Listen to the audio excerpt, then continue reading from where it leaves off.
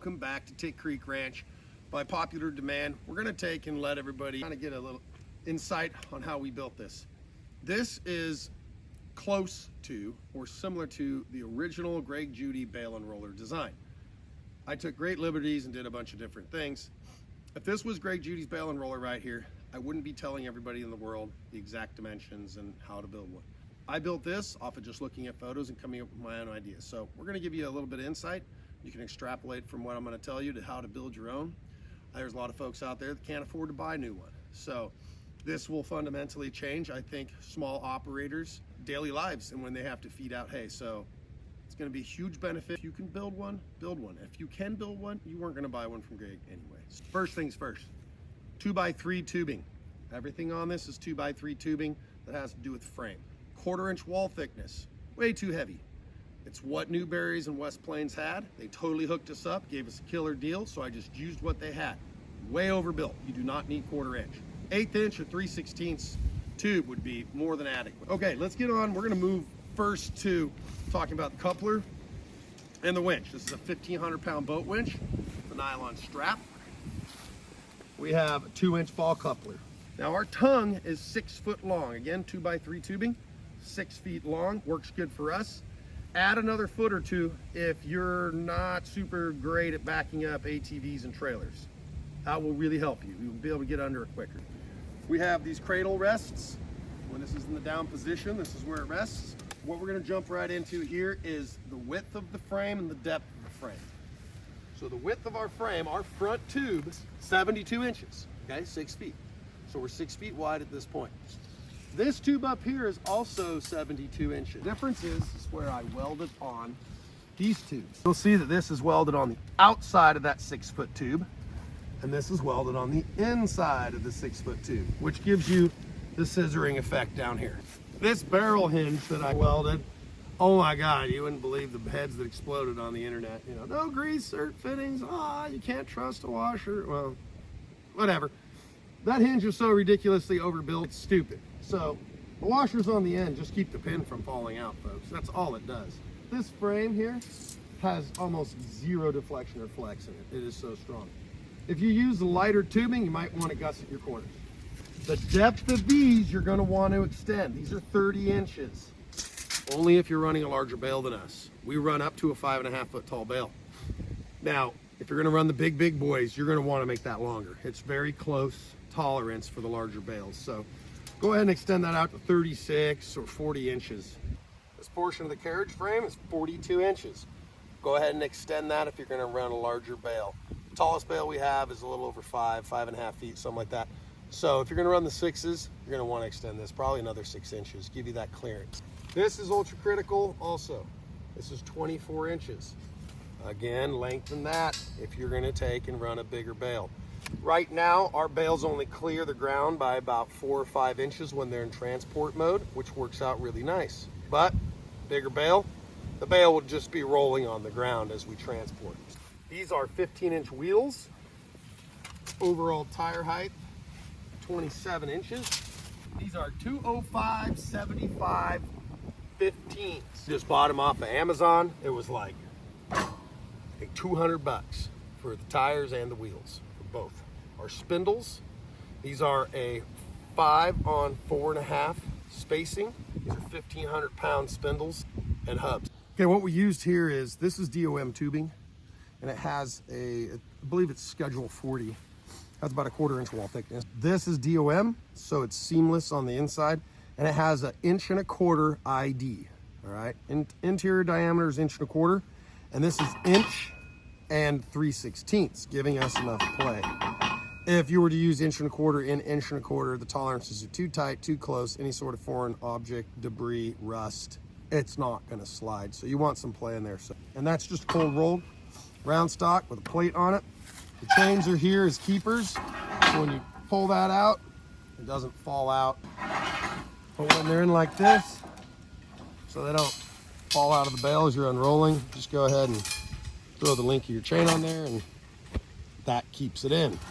All of these portions of this bale unroller, we have a few short videos out there and a long video of the build of this that might give a little more insight on how these exactly go together. Because I have a 7-year-old that doesn't quite have the strength, although he's enormous, to drive one of these spears all the way to the center of the bales. You'll see how these spears don't come to the center. And the reason for that is to allow a smaller, weaker person to be able to drive these spears into a bale. Well, with a really wide carriage here, you go ahead and measure 4 feet from here. So if the bale rides all the way over against here, it has a tendency to want to just kind of pull off of this. That was the whole idea of this. This is just a coupling, split in half, welded on, and a pipe nipple, a hole in the plate. So you can just put these in there, thread these on, and then they act as a centralizer for you. And they keep the bale in the center. Go ahead and just make your spears longer. Make them almost touch, and you don't have to worry about all this extra BS. So as the bale starts getting smaller and starts unwinding and getting smaller and smaller and smaller and smaller, and this goes all the way down, and you get to the bottom, great. But if you have that last little donut on there about that big, the core of the bale, and you really want it to unwind, a really nice way to finish that last little piece off, if you just start backing up, and it unwinds it right there. Well, as you will see, because these portions of the frame right here are too short, when it starts going backward, if this touches the ground, it digs in, it does this, whack, and it tries to kind of flip over itself. So you will avoid that by making this bar longer. Another 6 inches would probably put it like that.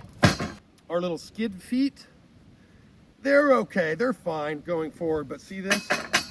It still has the spear too close to the ground, so you're gonna probably wanna do something a little larger than that to keep your spear up off the ground so you don't hook it on a rock or a stump or something like that. So make a bigger hoop. I made them that small because that was all the steel I had left. I didn't have another scrap, so we just did what we could.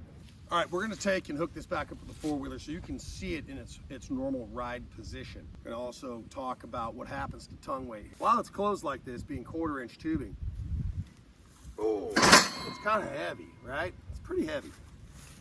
Well, you go ahead and go back to this. You go ahead and put this now in the back or down position. It takes and counterbalances the tongue a whole bunch. Now Greg's, he's a little more butt heavy in this position than this particular machine.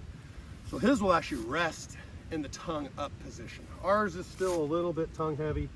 I mean, I can lift it with one finger. It might be 20, 25 pounds. We're gonna hook this up.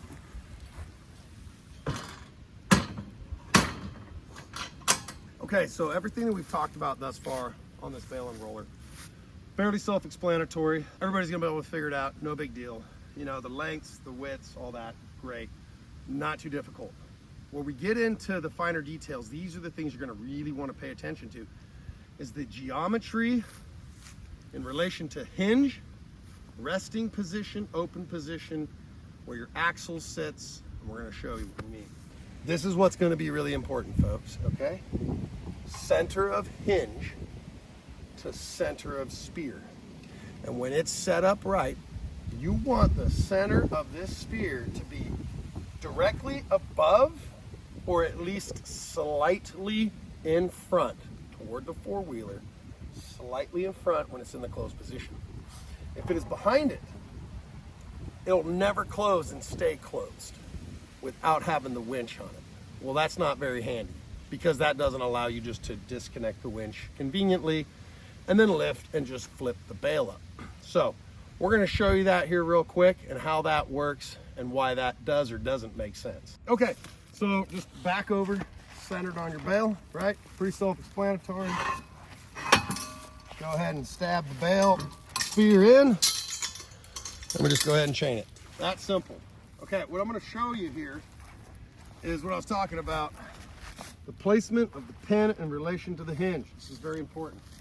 So we're gonna now winch this up. Now notice as it gets close to being in the closed position, right about here, it's gonna now tip forward and then rest. See that? There's no tension on this. None. It's because the center of this bale spears is just over the top or slightly in front of that bottom hinge. And then the weight of this carriage is helping to compensate and want it to naturally set down. So I'll show you what we do when we open it. It's that simple. It's just Greg's. Greg's has got it set up perfect. Same kind of weight and balance. Go ahead and disconnect your winch. And you're gonna notice, now this is, I don't know, 800 pounds, 850 pounds.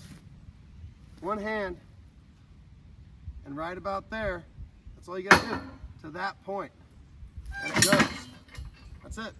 Hey folks, thanks from Tick Creek Ranch. And if you enjoyed this, give us a thumbs up. Go ahead and follow us for more content. We'll catch you around.